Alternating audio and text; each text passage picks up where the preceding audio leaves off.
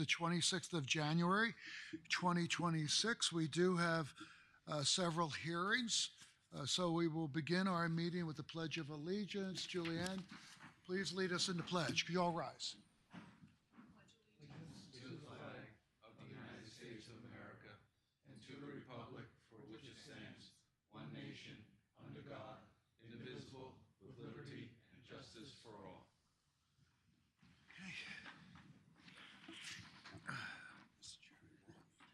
Okay, is everybody on? Okay, we're good. All right, let's take the roll so be sure we have a quorum for this meeting. Frank Santos. Present. Daniel Truchin. Present, Your Honor. Daniel Truchin. Present. Pat Halpin. Present? Juan Leon. Present. Ed Wynn. Present. Jerry O'Neill. Present. Julianne Nolan. Present. Greg Gaxiola. Present. Richard Casey. And I'm here, Matthew Esposito. Okay, we do have a quorum? Yes, sir. Okay.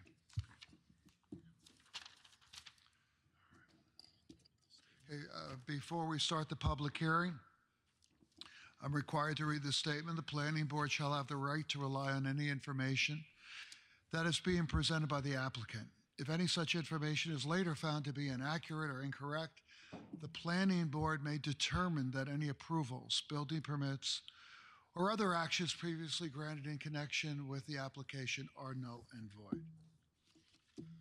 Item 1 on the agenda, Planning Board job, public hearing, minor subdivision, job number 24-43B, Frank and Nancy Apria, proposes to subdivide a 16,998.75 square foot parcel into one 6,000 square foot parcel and one 10,998.75 square foot parcel in order to erect a new two-story single-family dwelling on Lot 1 and legally maintain the existing one-story single-family dwelling on Lot 2. Okay, who's here on behalf of the applicant? My name is Christine Fay from Accurate Expediting. All right, could you please raise your right hand? Do you swear to tell the truth, the whole truth, and nothing but the truth? I do.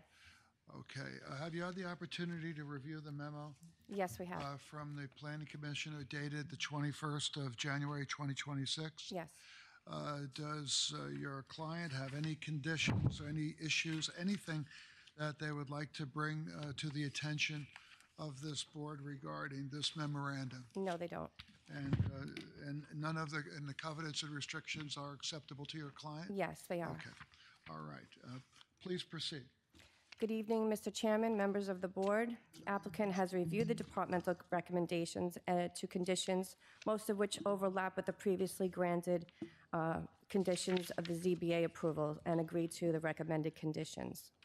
The property in question is a corner lot measuring approximately 160 feet by 111 feet, with 16,998.75 square feet, situated in the Residence C district, nearly 2,000 square feet more than the required area for two conforming lots in the C zone.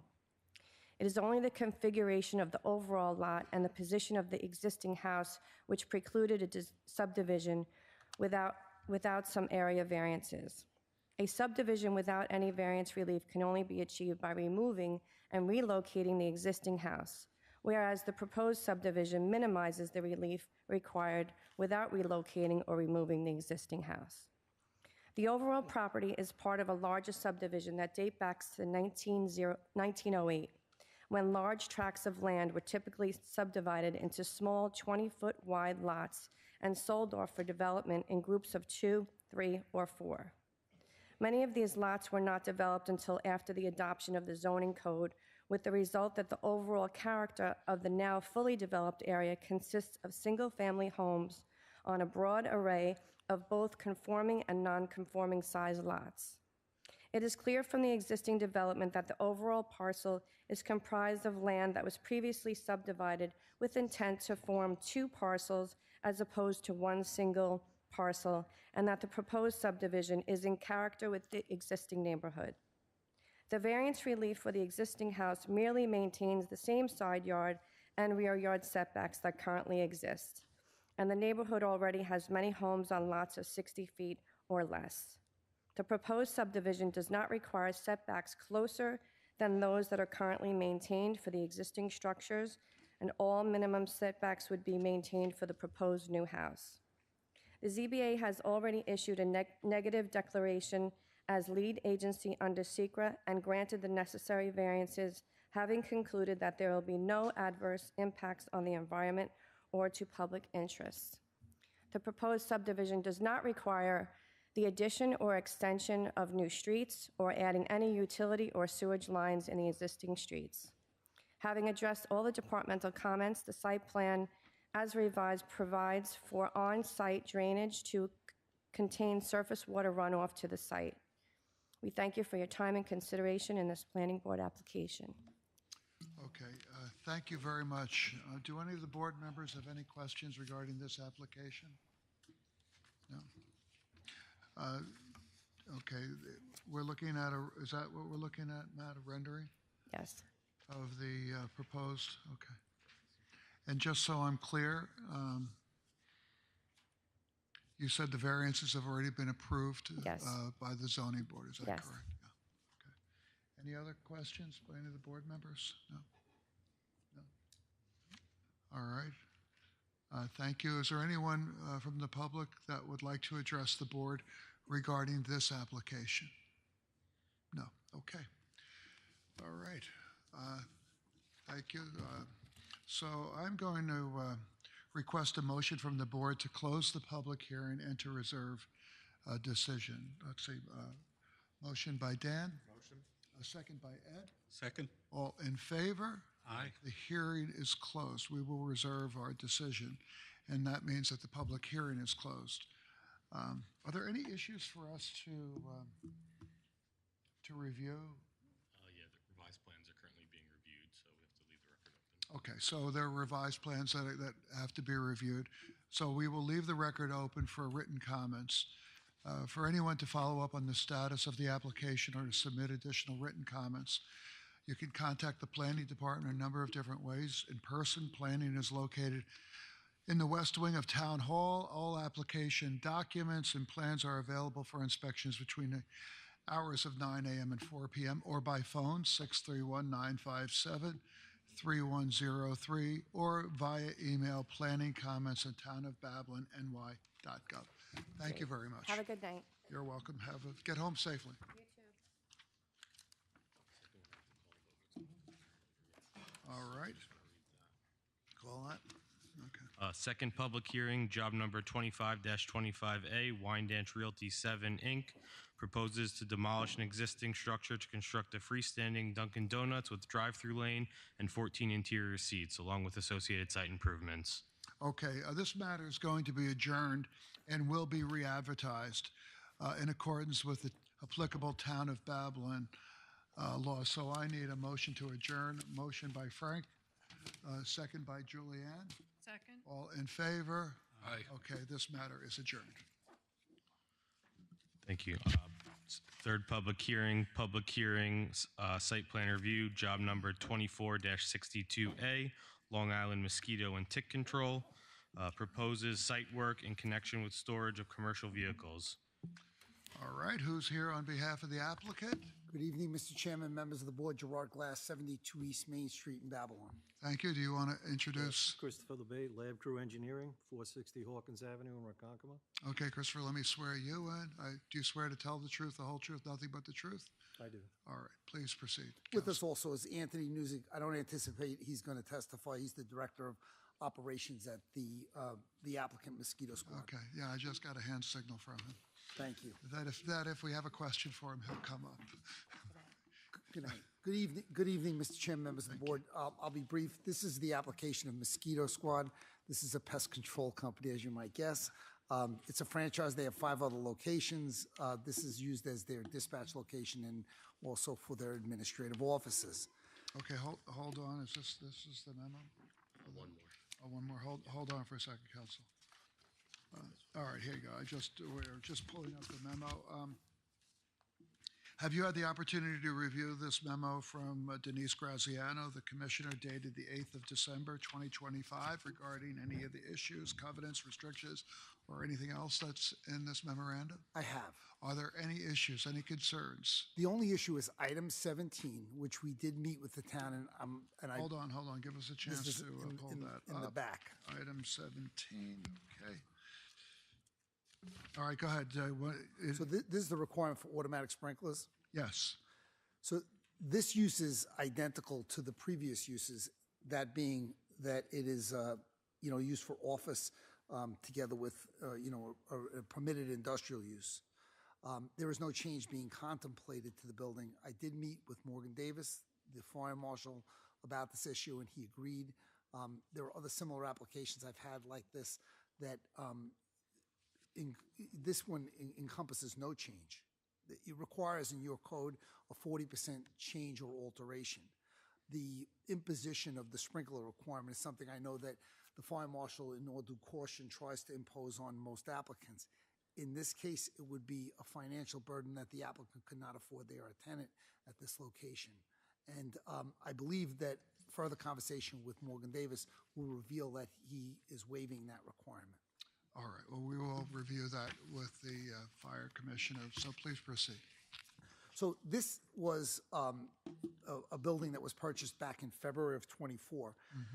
When they first went in, they had a little bit of growing pains, and there were some cars that were employee cars that spilled over onto the street. It is the last time there's ever been a complaint about this site.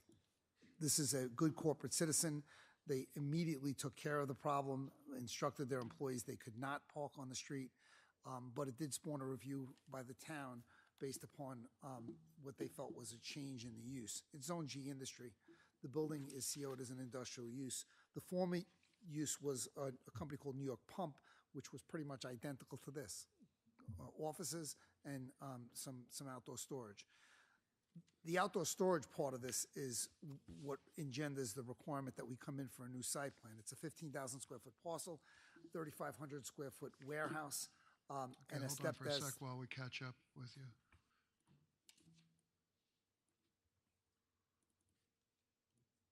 Okay. All right.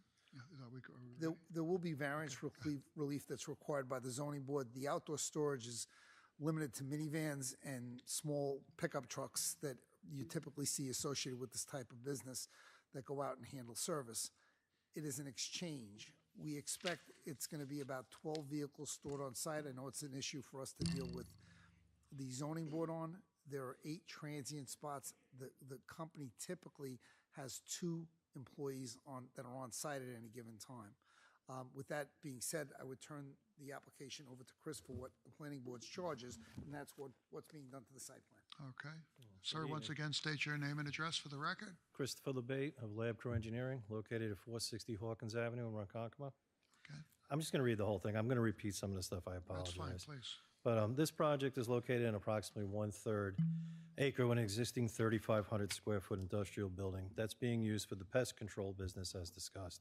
It requires outdoor storage for the company vehicles. The property itself is surrounded by residential zoning with G Industrial to the north, which is containing a bus storage lot, as you just saw on the aerial map. On the aerial map. This application started with a complaint of the vehicles parked in the street. The client has stopped parking in the street since then, and has been no further complaints since then. How are they managing that? From what I understand, the owner has also retained additional parking in Farmingdale. So between the two of them, there hasn't been any issues. I understand there might have been some controversy with the bus, also employees parking out there. Yes. I know this is a ZBA matter that we have to require the variance to. I will mention that later. The existing building will be used as office storage for the business, and no alterations, as said by the attorney, are proposed for the building except for some additional lighting, and that's it.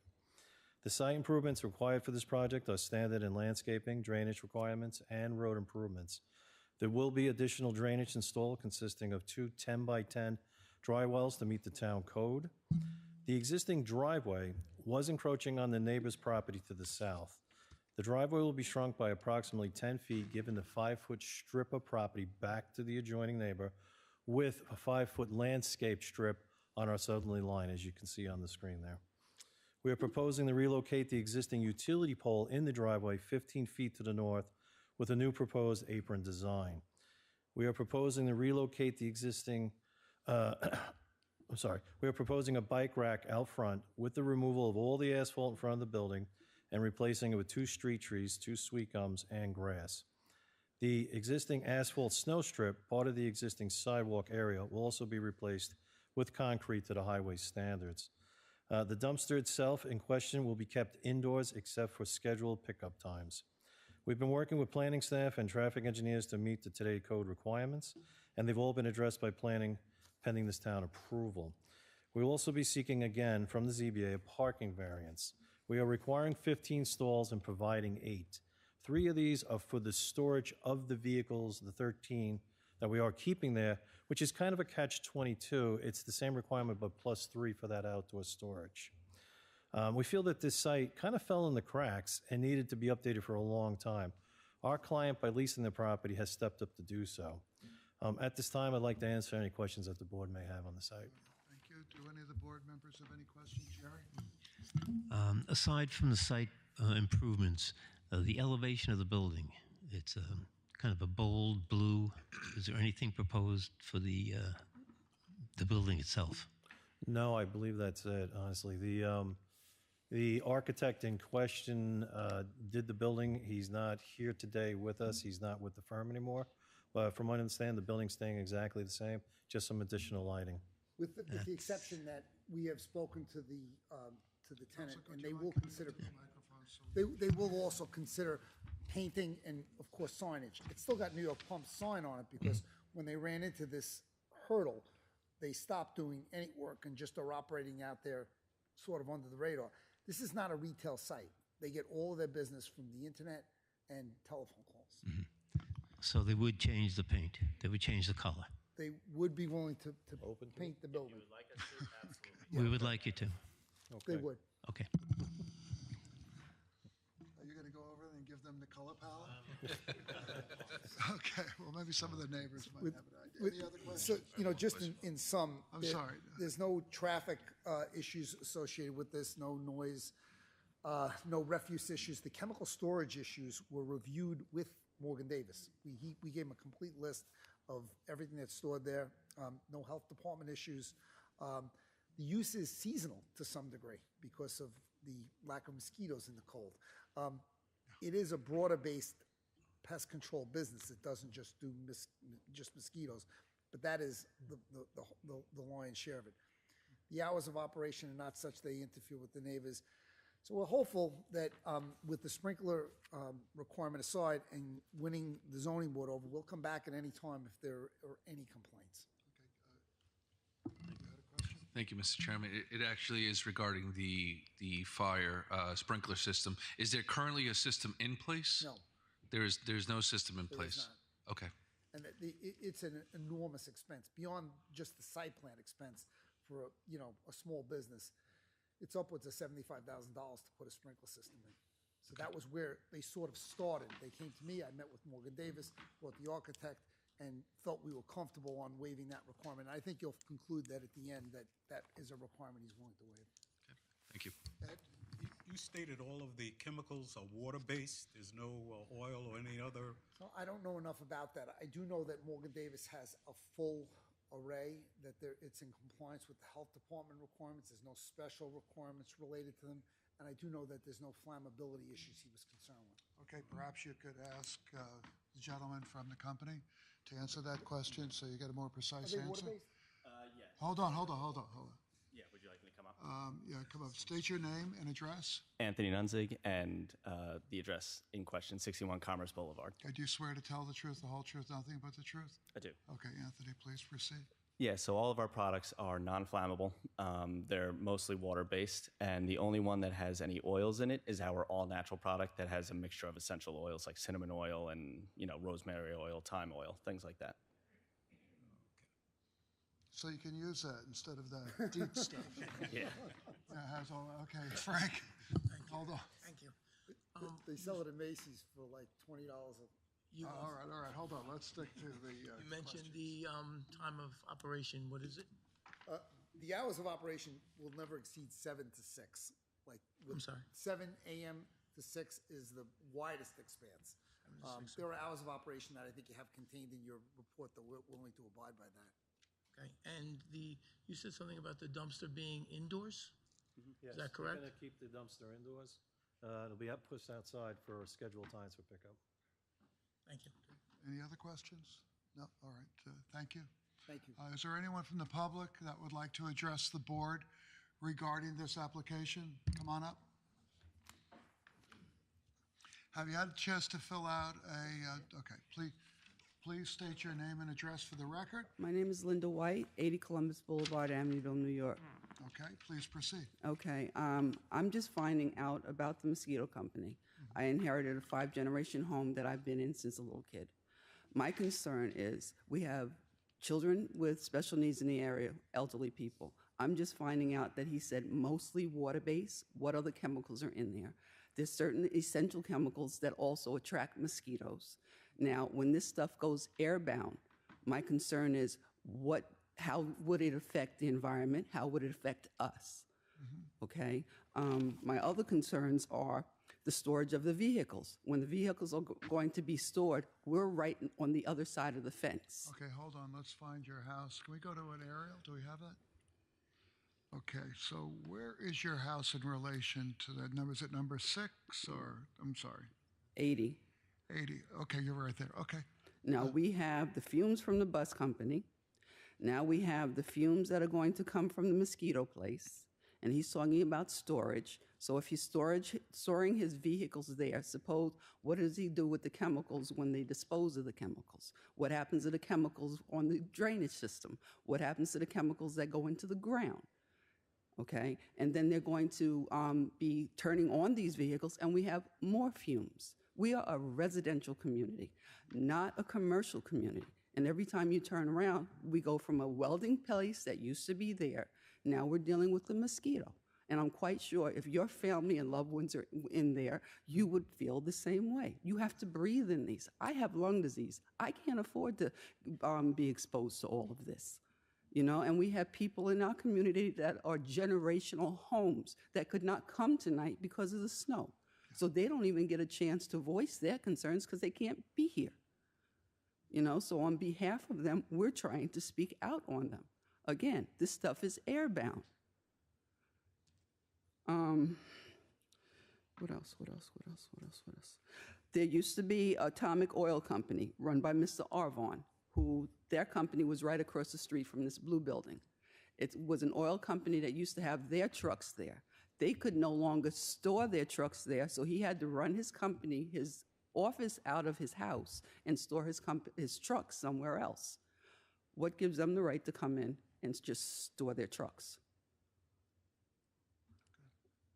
And lastly, Pastor Allen, his church is also on the other side of the fence, Ephesus Church.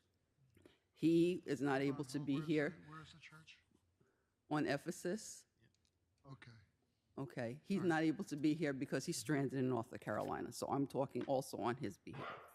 So again, my complaint is, what are they going to do with these chemicals? How going forward, and how is it going to be exposed to us? Because like I said, we go from a welding company to a mosquito company.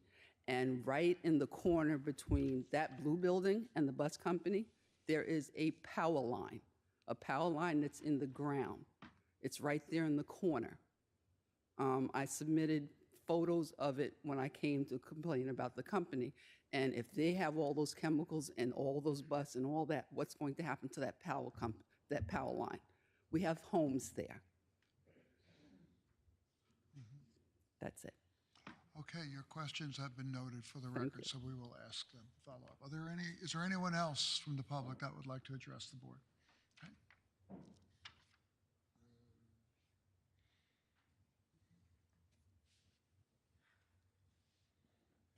And please state your name and address for the record. Tracy Brown, 7 St. John Street in Amityville. Could you swear to tell the truth, the whole truth, nothing but the truth? Yes, sir. Please proceed.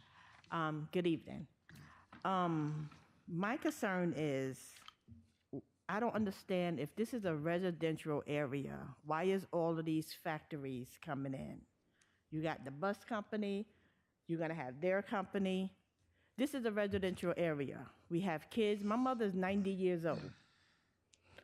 I would love for her to live her last days, whatever God said, without inhaling all these fumes. I live at 7 St. John. I have a nice front porch that my mother loves to sit on from 9 in the morning till the sun go down if I let her. There is no reason why we should have these fumes in our area. I'm right next to the church between the bus company and their fumes and where they want to put their business. My question is any of there other mosquito places in residential areas? That's the first question I have. And my second one is why our neighborhood? There's no reason, and I don't think it's fair. All right, the bus company, we be back and forth in here with them, back and forth, back and forth. You talking about you're gonna have drainage. Only thing going drainage is bad waste.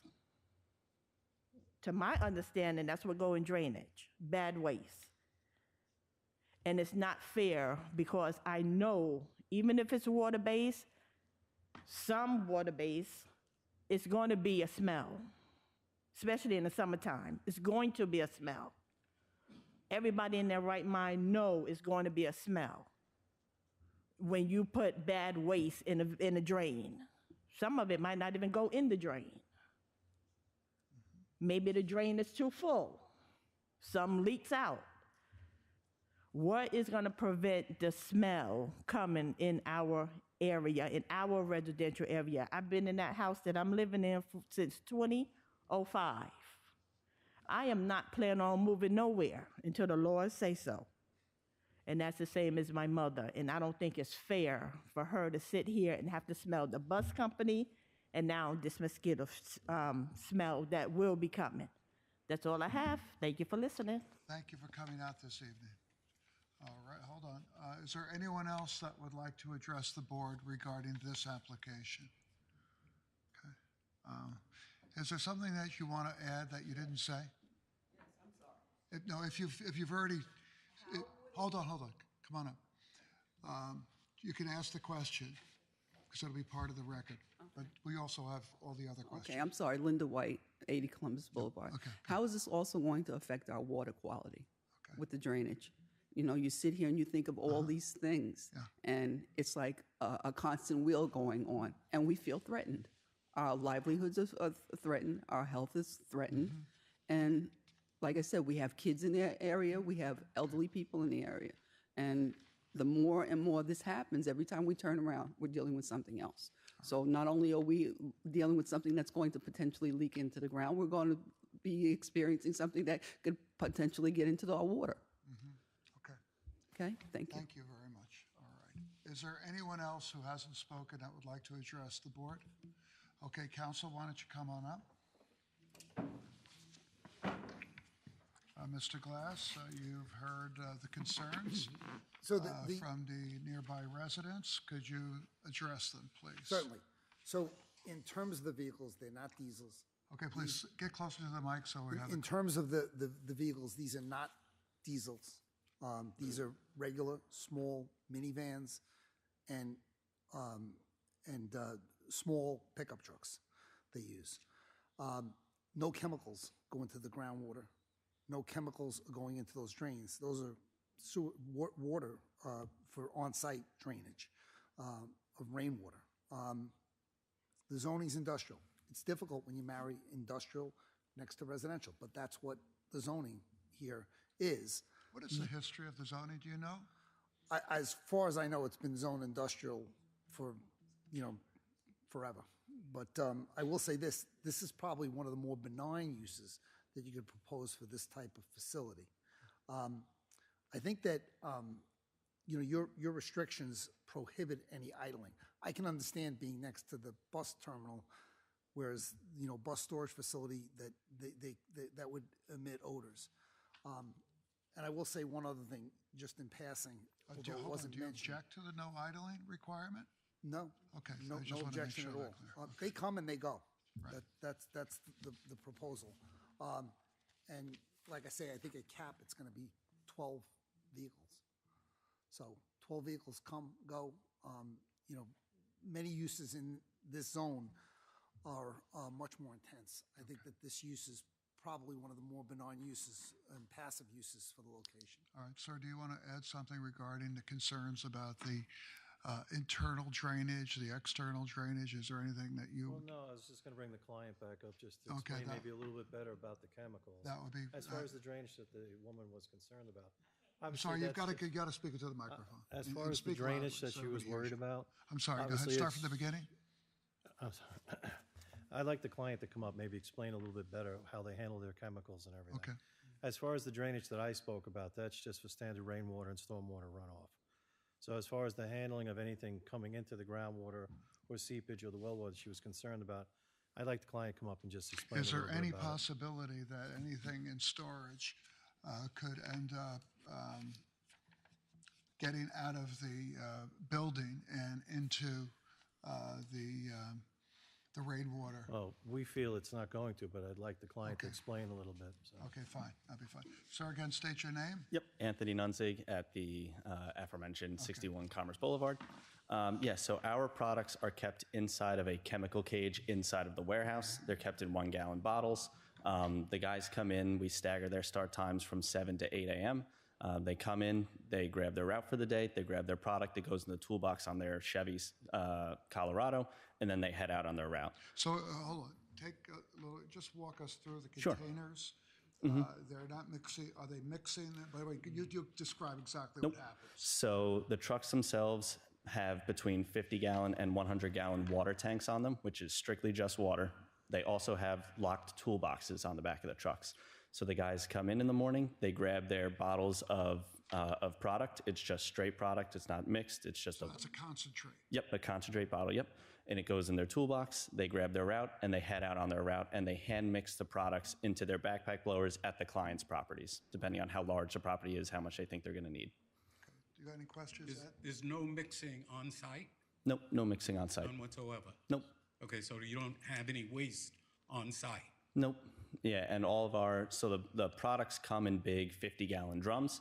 They go on spill containers inside of our chemical cage in case they ever leak. They go into, they're sitting on top of a big spill, we call it a spill kit, that catches any product that might drip into Can them. you describe that spill kit more Sure. precisely? Picture the size of like a pallet, kind of, raised up about the same height, handful of inches, and it's like a grid on top. So if any product leaks or drips down the side of the barrels, it goes into that storage container. And then we take that storage container and we would tip it into a backpack. And then when the guys go to their first house, second house, whatever it may be, they'd use that product. So it gets, dispersed to the customer's property. Okay. Julianne, no? Anybody else? All right. Is there anything else that came? Okay, talk about the fumes. Even if you're just thinking as they're going from the 55-gallon drum to that gallon or whatever the container is that they're taking out on the road, which they will mix, whatever the conditions are that they're going to address. Yeah, so it's minimal fumes because, like I said, they're in those 50-gallon drums. We put like a hand crank in the drum. We crank it into the bottles. We take that hand crank out. We wash it through a bucket of water, and then we screw the cap back on the 55-gallon drum. So A, it doesn't spill, and B, very few fumes are coming out. Inside the warehouse with the door All shut. inside of our chem cage, inside of our warehouse. Yep. On top of those spill kits. All right. Is that within the Southwest Sewer District? In the event something gets flushed down a drain? This is in the sewer district. I'm not sure. I'm It's, just it's- trying to, I should know this, but I It's don't know south if of this Southern is. State, is it not? Is this north of Southern Southern State State. Parkway? It is south of Oh, Southern. it is Southwest Sewer District? It's in the sewer district. Okay. Yes, yes, it is. It is, okay. All right, so in the event anything, let's say you've got a slop sink and you're cleaning something, it would go into the sewer system. Well, I don't understand that the client has a slop sink. He was explaining that he has a clean unit. No, I'm asking a different question. So come on up. Sure. So you mentioned that you have that pump, which is a hand pump, so they're very precise about what they're drawing out of there. Obviously, those products are not inexpensive. So when that pump gets cleaned, let's say between different chemicals, where does the water go that you're cleaning it with? Absolutely. So we have one pump for each barrel because they're different barrels. We don't want to cross-contaminate. Right. So some is natural, some are natural, some are, the chemicals. And the way we wash them is we'd take it out of the drum, we'd put it into a bucket of water, and then we'd crank that water into either a backpack or another bucket that we then drain into the backpack to get dispersed onto customers' properties when we do their treatments. And the same goes for if we ever empty a bottle. The DEC requires us to do what's called a triple wash. Same thing, fill up the bottle with water, pour it into a backpack, fill it up with water, pour it into a backpack 3 times before cutting a hole in it and disposing of the bottle, all according to the DEC. Okay. Any other questions? No? All right. Dan? So, just out of curiosity, this is a franchise? It is, yes. And so, what's the area that you're allowed to cover, or is there any restrictions? So this location, we've purchased, it's by territories. I say roughly Queens, like Astoria kind of, out to Montauk. We own the entire island. And those 12 or whatever vehicles will be servicing that area? Yes. Okay, perfect. I don't want to mislead you. It's more than 12 vehicles. That's just what we keep on site. We have off-site storage because we ran into these issues with the town. So now 10 to 12 are kept at an off-site prime storage right off of Broad Hollow Road, or 110, whatever you want to call it. So 10 to 12 trucks are there. 10 to 12 trucks are in our location. Will any of those other 10 to 12 trucks that are off-site be coming to this to do their mixes? Yep. So the guys in the morning pick up their truck. They leave their car there. They drive it to the warehouse, 10, 15 minutes, fill up there, grab their product, grab their route, and head on their way. Thank you. Yep. Any other questions? All right. Thank you very much. Thank you. I also have one more point. Please. She asked about other locations in residential areas. Yes. We have 5 offices. Our Wallington, New Jersey office is in residential area, and our Norwalk office, our main office up in Connecticut, is also in a residential zone. Okay. All right. Can you give an example of any of the chemicals that you are using? Sure. Do you have any caustic chemicals that you're using at all? Any what chemicals? I'm sorry. Caustic. I'm not sure what that means, so I'm going to assume no. Like an acid. A chemical that would burn you. Oh, no. So they're all approved by the EPA You have and the no DEC. acids or things like that? No, nothing like that. No. And pesticides are classified in 3 settings, either warning, danger, or caution. We use the lowest grade. Any other questions? I've got one question since Ed brought it up. Do you use Chlordane? No, we do not. I don't know what that is, so I'm going to assume no. No. Oh, I know what it is. Yeah. Is that like Agent Orange back in the day? Let me tell you what it is. When I was a state assemblyman a long time ago, they used to use Chlordane to kill termites. Oh. It was incredibly toxic. Oh, we just got into the termite game. We don't use that. And it was incredibly toxic to the point where a house in North Babylon was contaminated because the exterminator put too much in there. Oh, wow. I put in a bill to ban Chlordane. The State Department of Environmental Conservation took action on their own to ban Chlordane. Good. Yeah, as So it the should be. reason why you're back in the termite business is because what you're using now kills termites, but not nearly as effectively as Chlordane. And I had to explain to exterminators, yes, Chlordane works, but if you screw up, that house is contaminated. And the people living there are subject to cancer-causing drugs, to the concern that some of the residents raised. Yeah, absolutely. So the state banned Chlordane. Oh, so good. I guess I answered that one correctly. So yeah, the reason I've never why heard you of get that, so we're not repeat using it. business is because the state banned Chlordane. Good. I And I mean, had to explain that to the exterminators. The termites keep coming back, right? Mr. And Chairman? finally, years later, the head of the association for all the exterminators on Long Island came up to thank me He said, I've never had more business. Now, in all seriousness, that's a serious, because the point of it all is that there was a time when very toxic chemicals were being used. And if they were misapplied, people were in real danger. Yeah. So I'm happy to hear that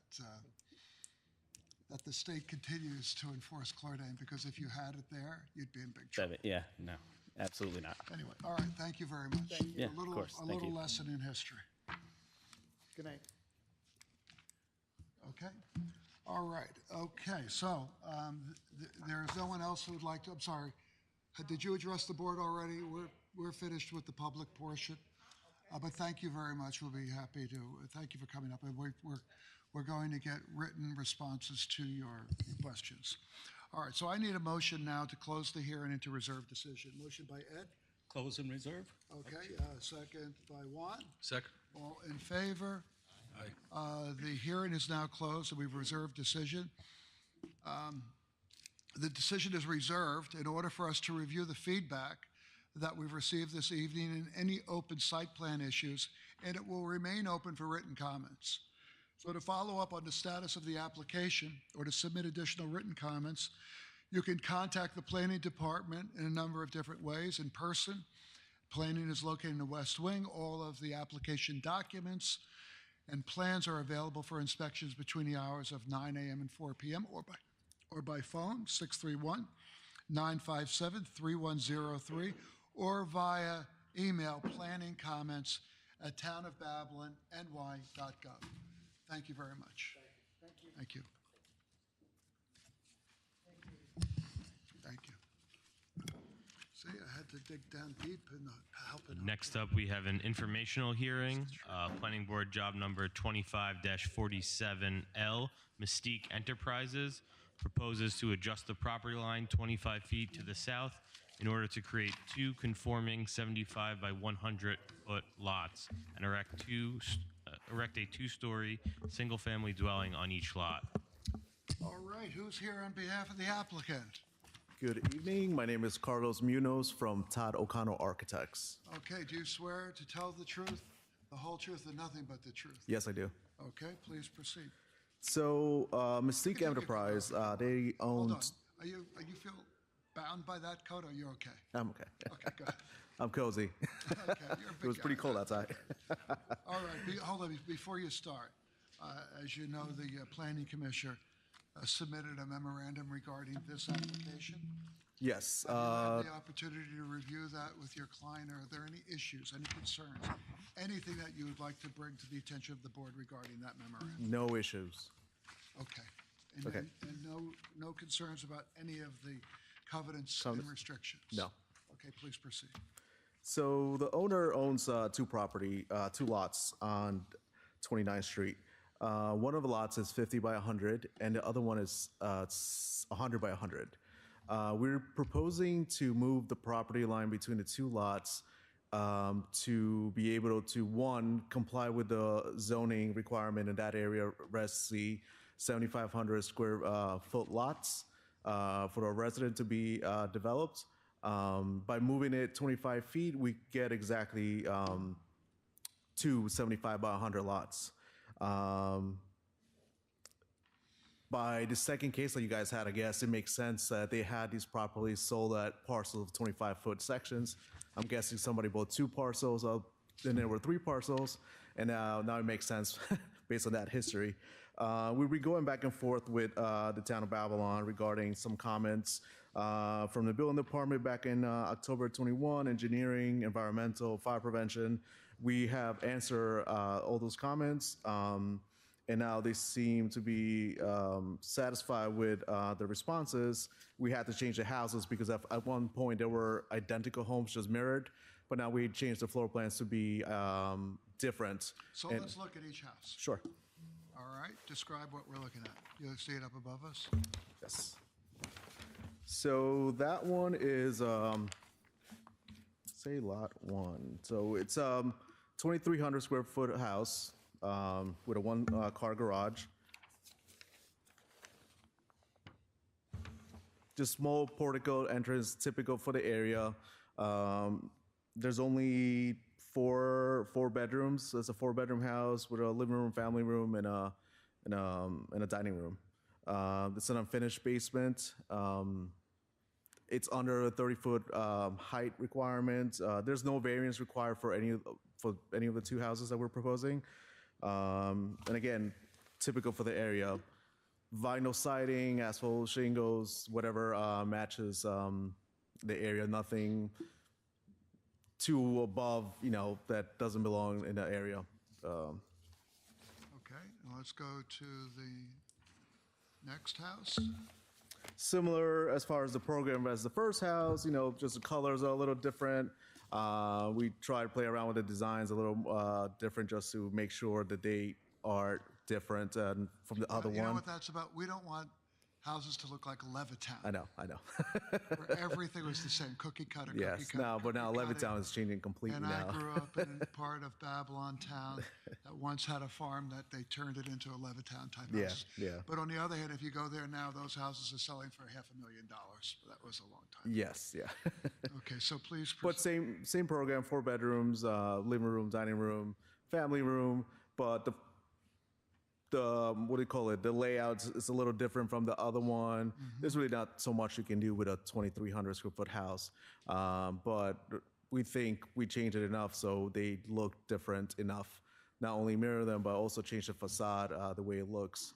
Also, the colors help a lot to drastically change them. Also, put them in apart. We put in the driveways in between, so moving them even further from each other. So it kind of helps with not looking like you're in a development area. We have partial plan approval from Department of Suffolk County Department of Health. They're just pending on your thoughts, and whenever we get approval from Planning Board, they will be able to approve and give us a permit on the Department of Health. Are there any questions? Board has? No. So no variances? No variance required, no. Frank? I noticed it has a basement, unfinished Yes, basement. they're unfinished. Any entrance from the outside to the basement? We have a egress window well, as required by New York State, but we don't have stairs to go to the basement. Thank you. Okay, so you're required to have an escape through a fire. You're required, all new basements are required to have I escape. don't want anybody to be trapped in there. Yeah, yeah. Okay. All right, anything else you'd like to add, sir? No. Okay. Is there anyone from the public here that would like to address the board regarding this application? Come on, you're here. It's cold. Oh, you're the applicants. Okay. Don't Yeah, say it's an that. applicant. Yes. All right, this is what you're paying him to do. All right, fair enough. Thank you. All right, if there's no one from the public that would like to address the board regarding this application, I need a motion to close the hearing. Let's see, motion by Jerry. Motion to close. Second by Frank. Second. All in favor? The public hearing is closed, and we will reserve our decision. The decision's been reserved in order for us to review any feedback or any open site plans. Are there any open site plans? I believe the current set of plans are under review. Oh, they're under review? Okay, all right. Fair enough, and, but it will remain open for written comments. To check on the status of the application or to submit additional written comments, you can contact the Planning Department a number of different ways in person to located on the west wing of Town of Babbitt is the Planning Department. Application documents and plans are available for inspection between 9 a.m. and 4 p.m. or by phone 631-957-3103 or by email planningcomments@townofbabylonny.gov. Thank you. Thank you. Thank you. Get home safely. And stay warm. Stay safe. All right. That concludes our public hearing. So we will now close the transmission, the broadcasting of the